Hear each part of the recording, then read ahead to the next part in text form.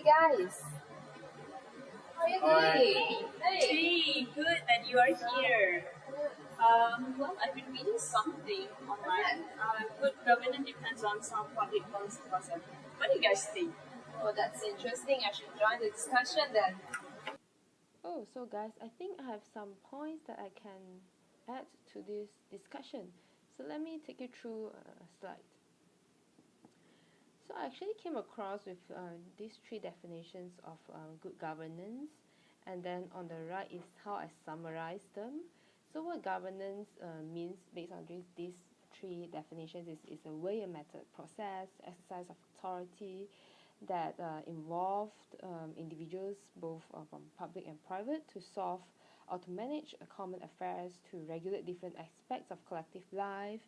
And it's also about how power and responsibility are exercised and how decisions are taken. And it's a continuing process, and it's done through enforcement or by old methods, be it good or bad.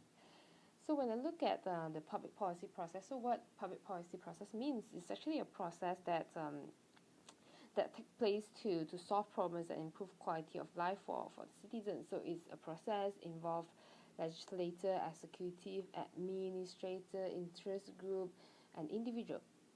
And what's the goal of public policy process is to address problems of society and issues that are of concern of the public.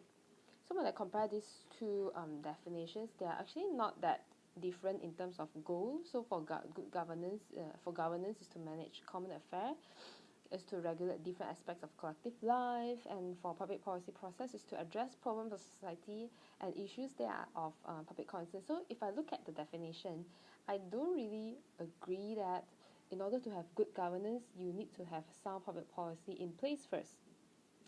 Because when we look at the definition, the goal of these two processes are actually the same. So instead of saying that good governance depends upon sound public policy process, I would say it's actually interrelated. Both processes are interrelated, and for good governance to happen, not only you need to have sound public policy process, but you also need to have a healthy societal culture. Like it's not like a culture that accept corruption, for example. And sometimes the governance skills and knowledge are important as well, and need to have a very good legal system, a rule of law in place as well. But there are also many other factors that will affect good governance. So I don't think that for good governance to happen, you only need to have a sound public policy process. Okay, guys, you know what? I don't necessarily think that good governance depends on sound public policy because there has been so many critics done arguing that sound public policy is not necessarily important to have a good governance. Based on what I understood, one of the disadvantages the process itself is very dreadful and it's very time consuming. So I don't think, as a policymaker, I don't think time consuming strategy is good to implement a law or policy. So what you're saying is good governance does not depend on some of public policy process. Definitely. Okay, so do you think that good governance depends on some public policy process? I mean, like, what does some public policy mean? If we talk about sound public policy, there is three important elements. The first one is transparency. In order to produce a good public policy, there is an important need to focus on transparency, which is we provide the public a very clear information, clear possible. They know way from where they can get the know how the policy is done. So like the guidance and everything is done. Oh, so you're saying that the public is involved in Yes. the process? Okay. Nice. The second one, I think, no corruption, especially in the level of policy implementation. The first one is maybe in terms of the tender, in terms of the money distribution. So when there is no corruption, it's being take place in these two elements, so we can produce a very good public policy. And the third one, there is a need of active approach, bottom to top approach, and from top to bottom approach. Why do you think? Because there is a need from top, there is there's a need for them to get the idea and information from at the top bottom level. So what you're trying to say is like it's a two-way communication Yeah, rather two-way than just one. communication. Yeah, two-way communication is very important in order to produce a very good public policy. So it's like from what I read in one article, World Bank report, the recent year of 2017, we can see the example I can give in India, how they are practicing absolute democracy.